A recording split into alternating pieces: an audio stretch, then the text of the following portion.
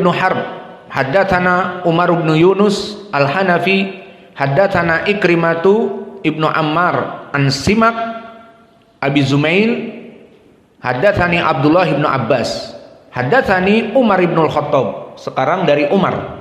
Maka periwayatan Abdullah kepada Umar, periwayatan sahabat kepada sahabat.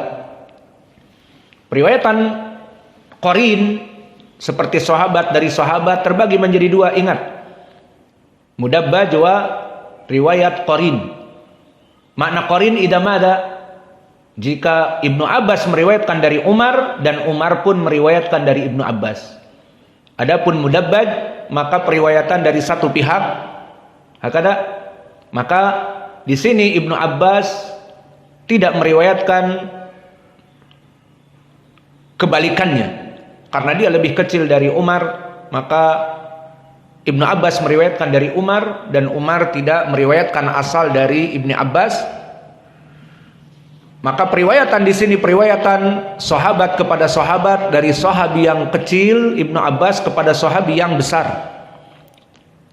Qala lama i'tazala Nabi sallallahu alaihi wasallam nisa'ahu faqultu ya Rasulullah innama kunta fil ghurfah tis'ata wa isrin qala inna syahra yakun tis'a wa isrin. Begitupun riwayat dari Umar disebutkan poinnya adalah inna syahra, sungguhnya satu bulan itu 29 hari. Dan diriwayatkan pula oleh Imam Muslim rahimahullah, haddatsana Amr ibnu Muhammad Abu Sa'id Al-Anqazi akhbarana Sufyan an Salamata ibni Kuhail an Imrana an Ibni Abbas. Baru sekarang hadis Ibnu Abbas sendiri, tidak meriwayatkan dari Umar di sini. Qala hajara Rasulullah sallallahu alaihi wa ala alihi wasallam nisa'ahu syahran. Min hadhil alfad kita mengetahui sekarang. Pertama, lafaz ala. Apa itu maknanya? Diterangkan di sini. Ala, kemudian tadi lafaz i'tazala. Maka makna ala Rasulullah SAW ahlahu syahran, diriwayat i'tazala, bahwa Nabi menjauhi mereka, tidak diberikan nafkah batiniyah. Adapun nafkah makan minum diberikan. Maka untuk memukul perempuan itu dengan dijauhi dari ranjang, maka ini adalah penghinaan bagi mereka. Maka perempuan-perempuan yang kurang adab dan sebagainya bagi suaminya, berikan embargo, jauhi dari ranjang. Maka itu adalah hukuman yang lebih berat daripada dipukul, daripada diberikan jab-jab strike. Ini adalah penghinaan, apalagi jika dia mempunyai madu yang lain. Madu yang lain tertawa dan mengejek, lu sih, kenapa lu berbuat fitnah sama suami lu? Rasain deh, hari-hari kamu dijadikan pelajaran, jadi ada bonus pelajaran dan sebagainya. Maka hajar Rasulullah sallallahu alaihi wasallam nisa'ahu syahran falamma madat tis'un wa isrun atahu Jibril faqala qad barat yaminuk wa qad tamma syahr. Di riwayat Ibnu Abbas dilafadzkan dengan hajaro, berarti ada 3 lafaz. Ala hadahu al asl, ala maknanya Nabi menjauhi, atau semua, bukan Nabi saja, karena ini dari fi'lun Nabi, sunnah Nabi. Nabi meninggalkan, tidak menggauli istrinya, dinamakan ala, dan dinamakan i'tazala, dan dinamakan hajara, idan hajara zaujatah. Hadihi minas sunnah lil imra'ah halati ma fi adab wa tuhibul fitan. Hakada hajar Rasulullah sallallahu alaihi wasallam nisa'ahu syahran, bahwa Nabi menghajar istrinya 1 bulan. Maka di saat hari yang ke-29 datang Jibril. Di sini juga poin bagi kita, bahwa Nabi Muhammad tidak menghukumi 1 bulan 29 dari dirinya. Awas, misalnya dia sudah rindu kepada Aisyah, maka dia mendatangi Aisyah hari pertama ke-29. Bukan, tetapi ini dari Allah.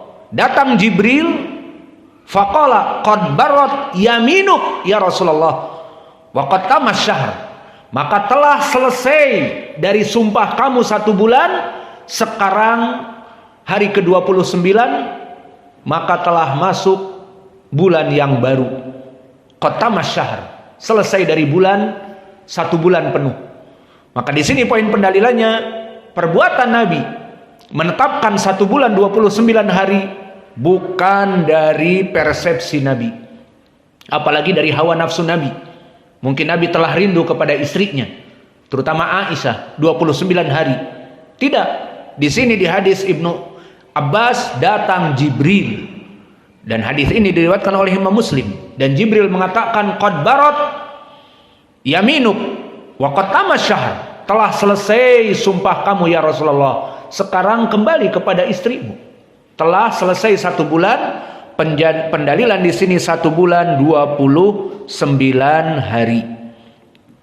Maka ini diriwayatkan oleh Ibnu Abbas dari riwayat Muslim, dan penulis menambah dari Ibnu Abbas dari riwayat Ashabus Sunan dari Imam Ahmad karena ada lafaz tambahan. Diriwayatkan oleh Imam Ahmad, hadatsana Amr ibnu Muhammad Abu Sa'id al-Anqazi akhbarana Sufyan an Salamah ibnu Kuhail an Imran an Ibni Abbas qala hajara Rasulullah sallallahu alaihi wasallam nisa'ahu syahran falamma madha tis'un wa isrun atahu Jibril faqala qad barat yaminuk wa qad tamas syahr. Maka di sini telah barat yaminuk, dan telah 1 bulan engkau lewati ya Rasulullah.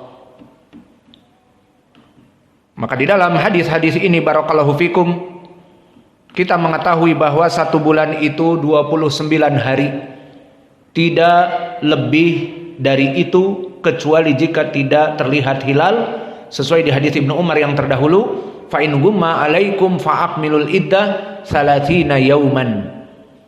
Maka dihitung 1 bulan 30 hari. Namun jika terlihat hilal maka asal dari 1 bulan 29. Lalu bagaimana jika seseorang berpuasa 28 hari? Maka disebutkan oleh para ulama harus mengqadha 1 hari.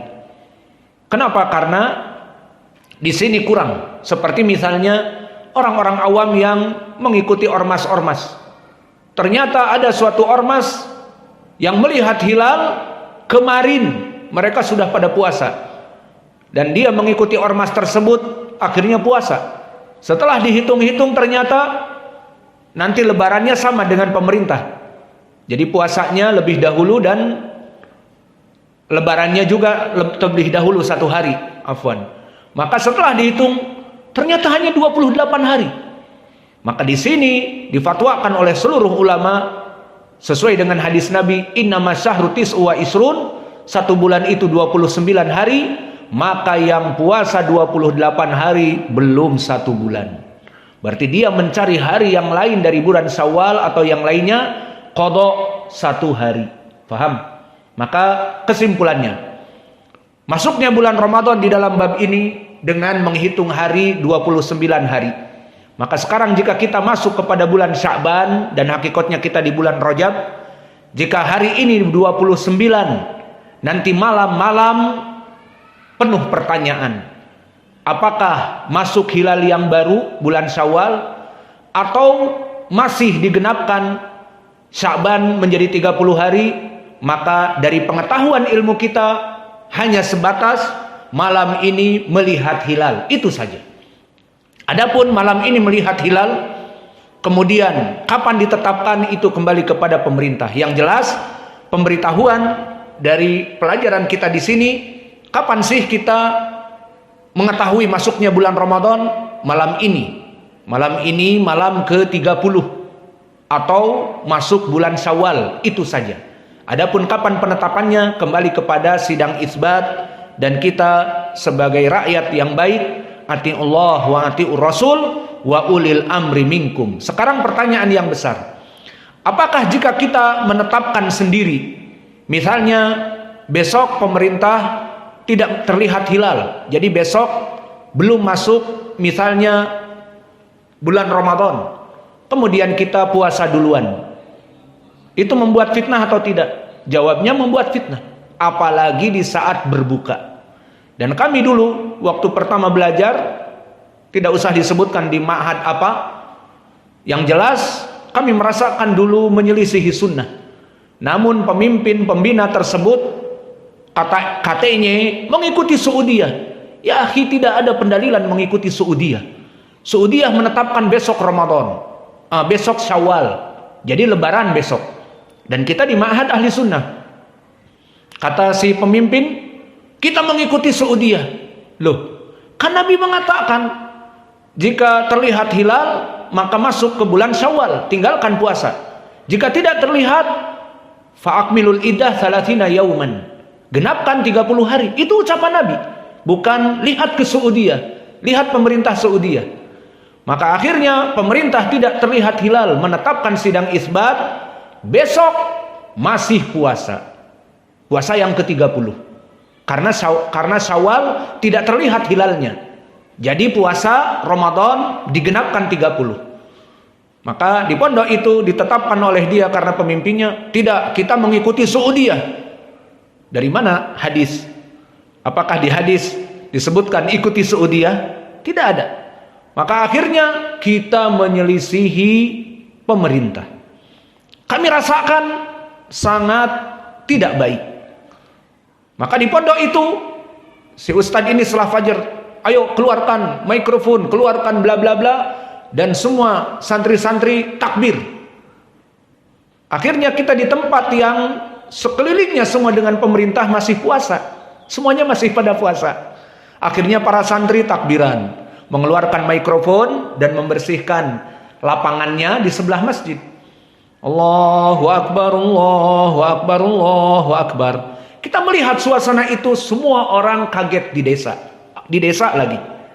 Maka keluar Pak Jorong, kalau di sini Pak Kadus, kepala desa, kepala dusun. Kok pada takbiran anak-anak santri ini?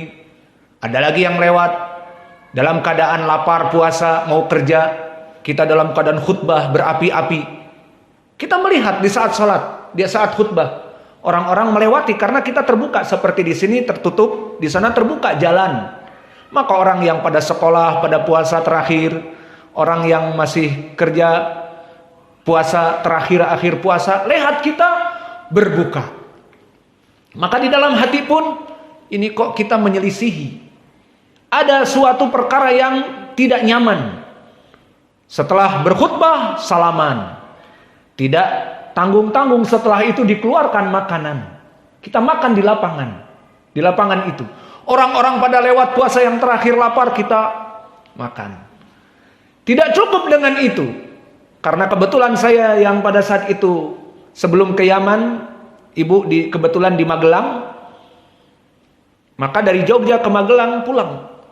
Pas sampai di rumah hanya sekedar 1,5 jam, sampai di rumah duhur. Kemudian semua orang dalam keadaan berpuasa. Karena mengikuti pemerintah besok Id. Maka sudah menyiapkan kue-kue lebaran dan ketupat dan yang lainnya. Maka saya yang sudah berbuka langsung selonong boy sampai rumah minum dari asir, air yang sirup yang diidam-idamkan hari Id, minum marjan dan sebagainya. Ibu, hei, potong ketupat, makan. Hei, akhirnya apa pandangan keluarga? Aku nih memondokkan kamu agar jadi orang soleh. Bukan sekarang malah orang puasa kamu tidak berpuasa. Hah? Apa kata dunia? Semua keluarga, apalagi keluarga keraton kita di sini, semua datang dari Bandung, dari Jakarta dan bla bla bla. Tiap Ramadan itu berkumpul. Satu keturunan dari Hadikusumo, Mangkujiwo dan sebagainya.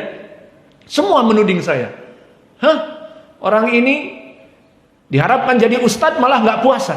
Menyelisihi orang-orang awam. Semua orang awam pada puasa, kecuali dia di rumah ini yang makan. Fitnah. Maka kita menyesal, ya Allah. Dan itulah dari efek tidak mengikuti sunnah.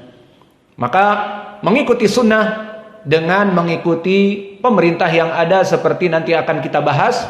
Hadisnya ada. Apa? Sumu yauma yasumunan nas wa aftiru yauma yuftirunan nas wadhau yauma tudahunan nas. Puasalah seperti pemerintah yang ada pada kalian dan masyarakat, dan Berbuka maksudnya Syawal, hari Id itu seperti pemerintah kalian dan masyarakat kalian, dan melaksanakan sembelihan pun tidak dikembalikan kepada Saudiyah, tetapi di mana kalian menetapkan pemerintah kalian hari Idul Adha, maka disitulah penyembelihan dan melaksanakan khutbah Idul Adha. Maka hadis ini nanti akan kita bahas, hadis yang sahih li ghairi. Inilah jawaban dan irsyadat dari Nabi, karena we are social people. Kita adalah masyarakat, kita adalah kaum muslimin yang bermasyarakat. Maka itu pernah kami coba. Akhirnya kami dituding semuanya, kamu nak belajar di pondok kok malah tidak berpuasa. Dipikirnya seperti itu. Malah tidak berpuasa. Semua orang di sini yang tidak mondok berpuasa. Nanti maghrib selesai puasa. Kamu sekarang masih duhur, makan siang, makan dan minum. Kita merasa berdosa. Meskipun mau kita bantah, apa jawaban mereka dan apa dalil kita? Saudiyah. Nanti dijawab sama ibu kita dan saudara kita, tukang ngikutin Saudi, Wahabi dan sebagainya. Karena apa? Dalil kita nggak ada. Mengikuti Saudiyah tidak ada dalil, semuanya dengan mereka. Sumu li ru'yatihi, waftiru li ru'yatihi, fa in gumma alaikum fa akmilul iddah. Maka gumma alaikum, pemerintah Indonesia tidak melihat Syawal, ya sudah digenapkan hari ke-30. Kita lihat Saudi.